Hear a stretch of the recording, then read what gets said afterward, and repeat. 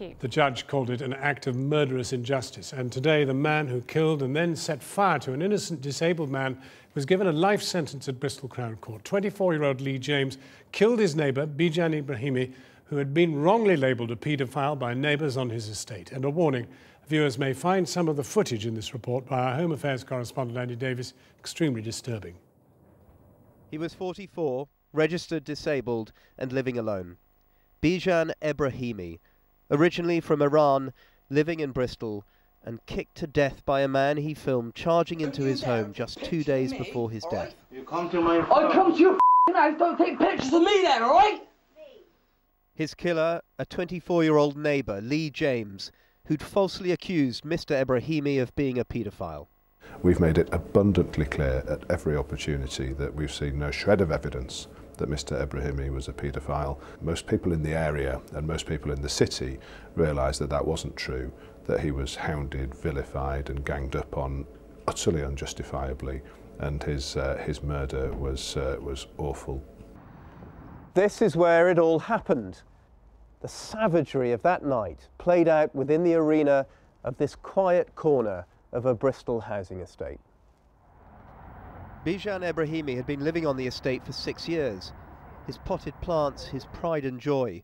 They called him Ben.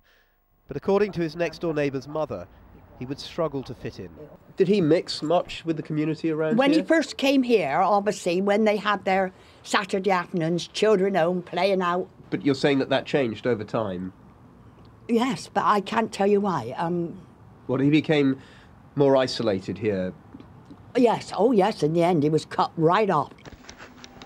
By the 11th of July this year, his isolation is clearly epitomised in the following footage.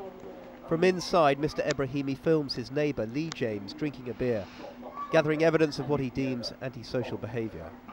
James spots him and rushes over. Don't you dare take pictures of me, alright? You come to my I come to your house, don't take pictures of me then, alright?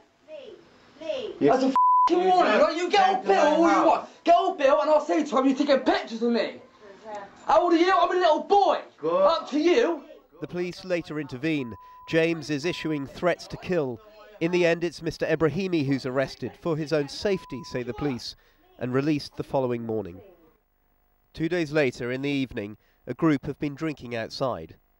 The conversation framed once again loudly by claims of Mr. Ibrahimi being a paedophile. He's been inside the house all day. He ventures out only around midnight to water his plants.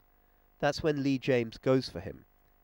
James punches him to the ground and repeatedly stamps on his head, crying out, "I'm going to kill you." And so he did. Then, with the help of another local man, Stephen Norley, he drags his neighbour's body 100 yards across the estate to a roadside verge.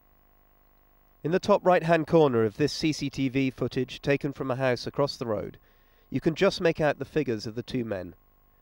This is where they dump Mr. Ibrahimi's body.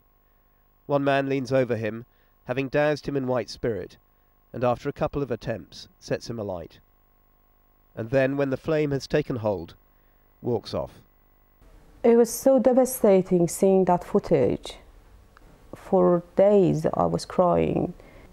But because it sends a very powerful message to the other people, we wanted to be played, and so everyone can see and feel our pain. That was a human being who was lying there and burning. And I hope everyone can feel it and learn something from it. For the family, what compounds the tragedy of this desperate case is a picture now emerging of just how marginalised this vulnerable man was, and how inadequate, seemingly, were the efforts of others to look after him. We now learn that 2 days before his murder, he made numerous calls to the police and then emailed them asking for help. The email was only read after he died. As a family, what do you have to say about the way in which the police handled your brother's case? Obviously they failed. They failed to protect him. A collective failure is how the Chief Constable of Avon and Somerset Police describes it. Now the police watchdog, the IPCC, will examine what specific police failings there may have been. Officers have already been suspended, some interviewed under criminal caution. The full narrative of this refugee's life and death in Britain, harrowing as it is, has yet to be written.